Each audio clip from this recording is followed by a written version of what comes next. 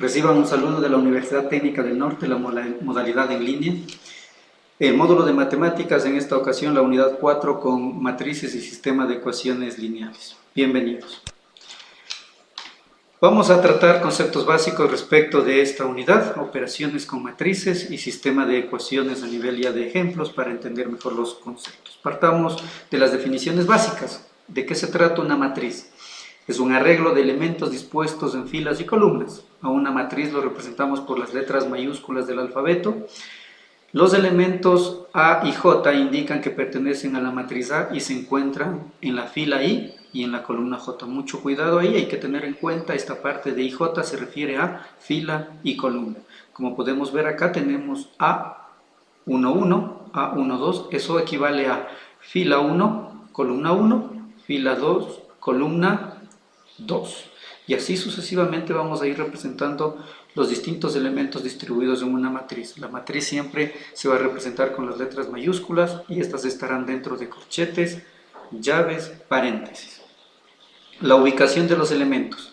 Las matrices se distribuyen por filas y columnas, como se mencionó anteriormente. Entonces las filas acá podemos observar 1, 2, 3, 4 y columnas 3. En este caso, para el ejemplo, A13, ¿qué significa? Que está en la fila 1, columna 3.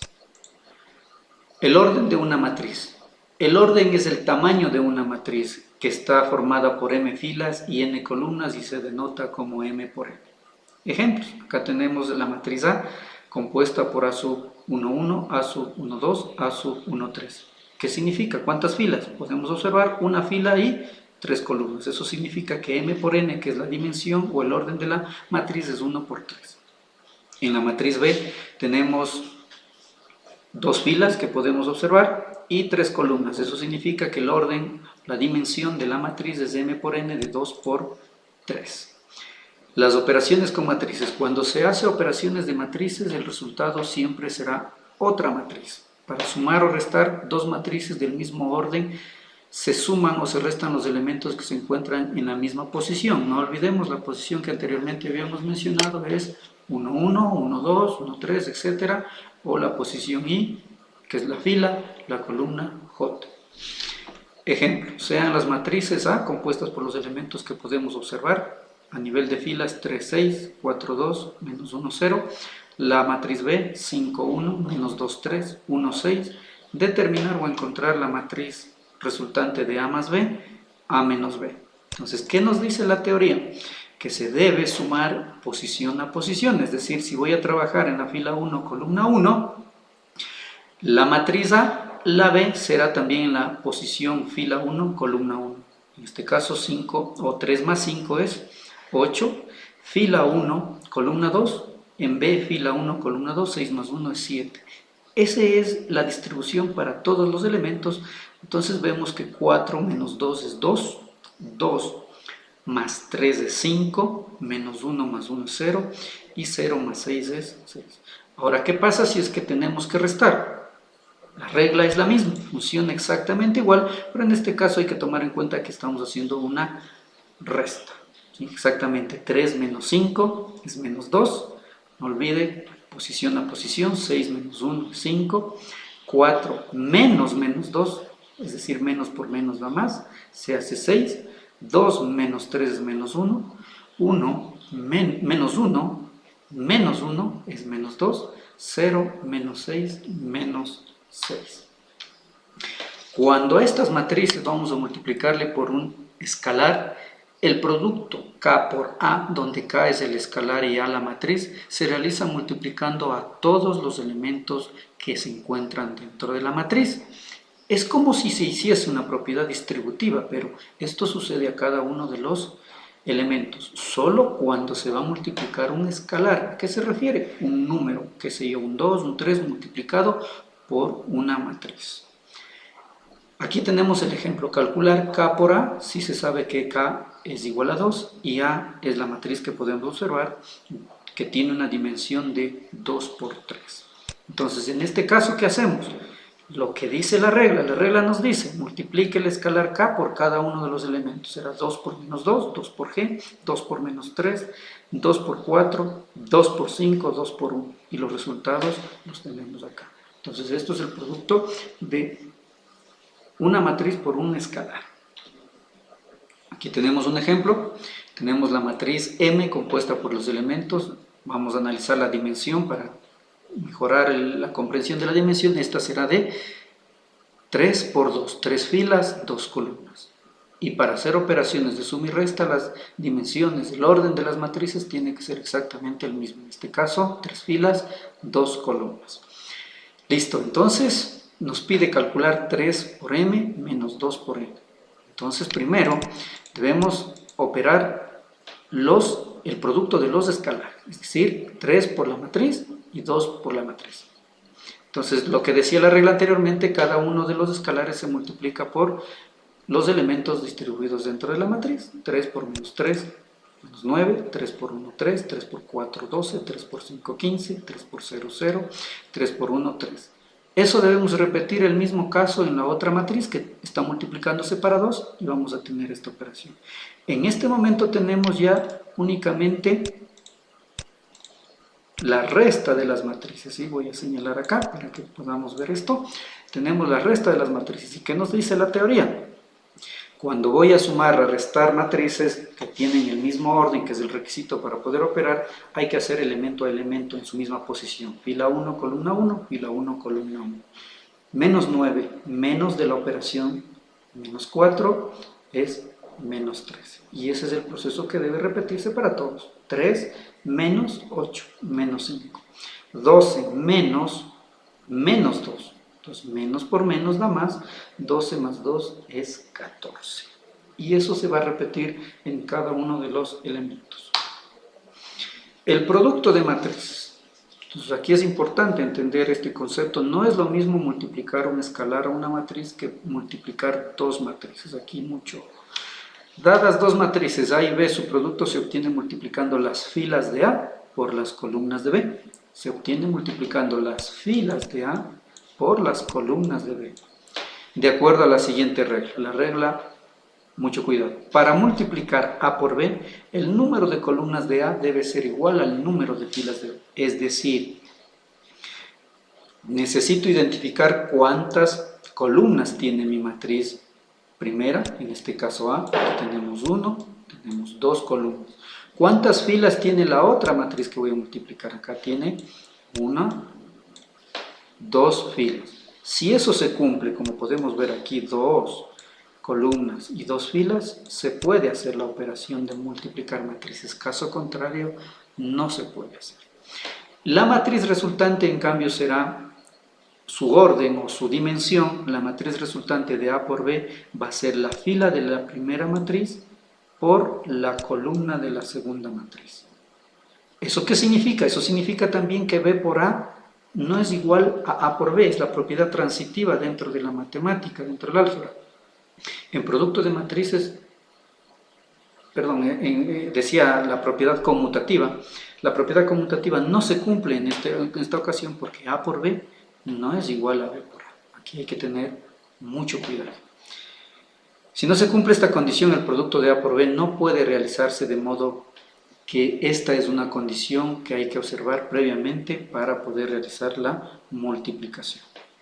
Veamos un ejemplo.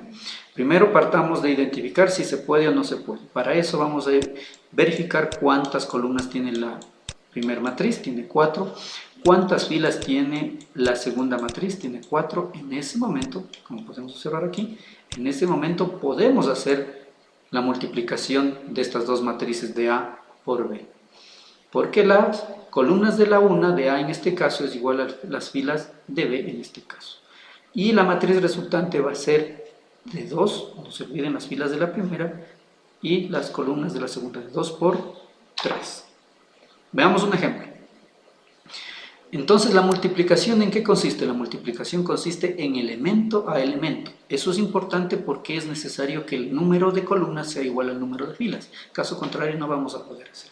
Vamos a hacer en este caso el ejemplo. Será menos fila 1, columna 1. fila 1, columna 1.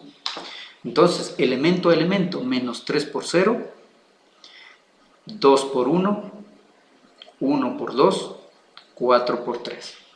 Nos hemos terminado ahí. Terminé con la primera columna, voy con la fila 1 y a la siguiente columna. El proceso se repite, menos 3 por menos 4, más 2 por menos 2, más 1 por 0, más 4 por 2. Terminé la segunda columna, voy con la siguiente columna y sigo en la primera fila, que será en este caso, menos 3 por 1, 2 por 1, 1 por 2, 4 por 1. Todos estos se están sumando. Listo, sigue la siguiente columna. No hay otra columna. ¿Eso qué significa? Que me obliga a la siguiente fila. Y el proceso se repite. Ahora debo hacer la segunda fila con la primera columna, luego con la segunda columna y finalmente con la tercera columna. Y en este momento he realizado el producto de estas dos matrices elemento a elemento. Y obviamente siguiendo los cálculos matemáticos aritméticos vamos a obtener estos valores que equivalen a la matriz de A por B. 16, 16, 5, 5 menos 22, 11. Y decíamos, ¿no? La dimensión o el orden de esta matriz resultante debe ser la fila de la primera y la columna de la segunda matriz. Es 2 por 3. Y aquí está, la dimensión es 2 filas y 3 columnas. Bien. Veamos ahora otro ejemplo de donde podemos tener más aplicaciones de matrices. Vamos a calcular el determinante de la matriz traspuesta. Entonces vamos a calcular el determinante de la matriz traspuesta de A. Tenemos la matriz A, como podemos observar acá, y queremos el determinante, pero de la traspuesta. Entonces, por teoría, definimos que la matriz traspuesta es aquella matriz que se cambia las filas por columnas y viceversa. Es decir, si tengo la fila 1, 3, 5, la traspuesta, esta fila es columna, y podemos ver 1, 3, 5. Otro ejemplo, tomemos la columna 1, menos 4, 7, la traspuesta debe ser la fila 1, menos 4, menos 7. Entonces, una vez que obtengo la traspuesta, que es invertir las filas en columnas y viceversa, me pide que calcule el determinante. Bien, para calcular el determinante es importante tomar en cuenta la regla de Sarrus, una de las más comunes usadas para calcular determinantes. Hay muchísimas, pero esta quizá es la más entendible. Nos dice la regla de Sarrus, que también tiene muchas variantes, y una de ellas nos dice que a la matriz que queremos calcular el determinante, aumentemos las dos primeras filas. Entonces, cuando aumentamos las dos primeras filas, que podemos ver aquí en la explicación general, hemos aumentado la fila 1 y la fila 2, lo mismo hacemos en nuestro caso, en nuestro ejemplo, y luego nos dice trace diagonales a la derecha, multiplicándose, y estas deben sumarse. Diagonales a la izquierda, estas deben restarse. Entonces eso vamos a hacer. Aquí viene la primera, voy a cambiar de color para que podamos un poquito identificar mejor. Aquí vamos a trazar la primera diagonal, sería 1 por 2 por menos 2, y aquí está menos 4. La siguiente diagonal vamos a decir que es 3 por menos 1 y menos 7. Entonces 3 por menos 1 es menos 3 por menos 7 es más 21. Aquí está. La siguiente diagonal, de igual manera hacia la derecha, es positiva y se va a sumar. En este caso tenemos 5 por menos 4 y por 6. Eso es menos 120 y está acá. Hemos terminado diagonales a la derecha, dice que esto se suma. Luego menos diagonales a la izquierda, entonces tenemos menos, acá está el menos. Diagonales a la izquierda en este caso, diagonales a la izquierda en este caso vamos a restar. Menos 7 por 2 por 5, menos 70. 6 por menos 1 y por 1 es menos 6, 2 por menos 4 por 3 es 24. Entonces, luego de esto, una vez establecido diagonales a la izquierda, diagonales a la derecha, hacemos una suma aritmética común y corriente. Entonces, de esto descubrimos que el determinante es menos 51. Mucho cuidado, la regla de Sarro es bastante sencilla, tiene sus variantes aumentando filas o aumentando columnas, eso depende de la comprensión que tengamos. Bien, vamos a resolver el sistema de ecuaciones por el método de determinantes y esta de la regla de Cramer es una de las que nos usa. Vamos a definir en qué consiste. Si yo tengo el sistema de ecuaciones definido por a sub 1x más b sub 1y igual a c, a sub 2x más b sub 2y igual a c sub 2, este sistema lo debo generar determinantes, el principal, el determinante de x y el determinante de y. Si fuese de 3 por 3 tendría que determinar el determinante de x, de y de z. Primeramente mi expresión, mis ecuaciones, aquí tengo dos ecuaciones, debo expresar de la forma general ax más by es igual a c. Es decir, dejando el término independiente, siempre requisito el término independiente al otro lado de la igualdad para que no me afecte los cálculos.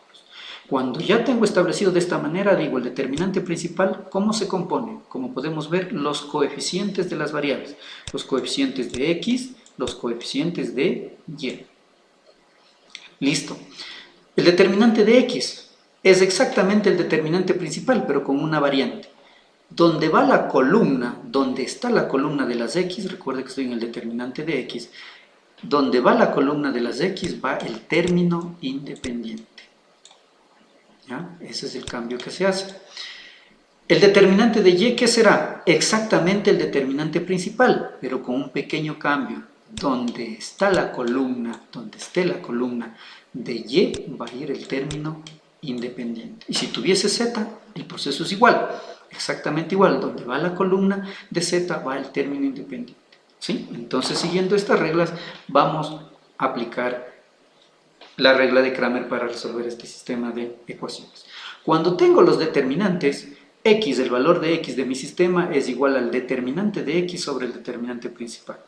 Y, el determinante de y sobre el determinante principal. Y si tuviese z, el determinante de z sobre el determinante principal. Bien. Entonces veamos, el determinante de x, el determinante principal en nuestro caso es menos 10, menos 5 por filas, 4, menos 1, porque sacamos de la matriz principal. El determinante de x dice que es exactamente el mismo principal, pero en la columna de las x se sustituye por el término independiente, que en este caso es 6 y menos 3. 6 y menos 3, como podemos ver en este caso. Y resolvemos normal, 6 por menos 1, menos 3 por menos 5. En el denominador, de igual manera, menos 10 por 1, menos 4 por menos 5. Y eso nos da que x es igual a menos 7 décimos. Para y, ¿qué será? Lo mismo, nos dice la teoría, el determinante de y sobre el determinante principal. El determinante principal, inclusive ya conocemos la solución que es 30, lo podemos ya dejar listo, anticipado. Ahora, en el determinante principal vamos a ubicar en la columna de y el término independiente que es 6 y menos 3. Y aplicamos la regla de Sarros, diagonal, menos 10 por 3, en este caso menos 10 por menos 3, menos 4 por 6 o 6 por 4. Y el resultado es 1/5. Como todos sistemas debemos hacer la verificación o la comprobación de que sí satisfacen estas soluciones la igualdad, por lo tanto reemplazamos, sustituimos en cualquiera de las ecuaciones y la solución debe ser una igualdad. ¿Qué pasa si es de 3 por 3? Lo que decía anteriormente. Hacemos exactamente lo mismo. Vamos a establecer de la forma ax más by más dz igual a c, es decir, el término independiente tiene que quedar al otro lado de la igualdad para evitar confusión. Y luego establecemos el determinante principal. El determinante principal está definido por todos los coeficientes de mis variables. Aquí están x, acá está y acá tenemos z.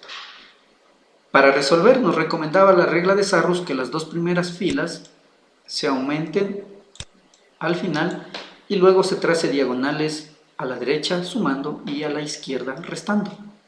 Hacemos ese proceso y tenemos que es menos 31. Ahora, el determinante de x, recuerda, el mismo determinante principal, pero vamos a cambiar donde está la columna de x, vamos a poner el término independiente. y el proceso se vuelve repetitivo. El determinante de y, acá tenemos la columna de y, vamos a ubicar el término independiente, que es menos 3, menos 2, 5. Para z, de igual manera, la columna de z vamos a ubicar el término independiente. Y el proceso se vuelve repetitivo. Diagonales a la derecha se suma, diagonales a la izquierda se resta. Y aquí podemos observar luego que es menos 1 para x, 3 para y 1 para z. Entonces, bastante claro, es un método muy usado, muy necesario dentro de las matemáticas para la resolución del sistema de ecuaciones. De igual manera, como todo sistema, hay que hacer la comprobación y aquí está, sustituir las soluciones en cualquiera de las ecuaciones dentro del sistema. Y las soluciones tenemos acá x, y en este caso es z. Mucho cuidado. Hay que tomar en cuenta cartelera en línea, comunicación oficial, cafetería virtual para el área social, interactividad con los compañeros en el grupo, dudas, inquietudes, donde se encuentra ya muchas veces solucionadas algunas problemáticas de los compañeros para el trabajo colaborativo. Les agradezco, muchas gracias, hasta la próxima oportunidad.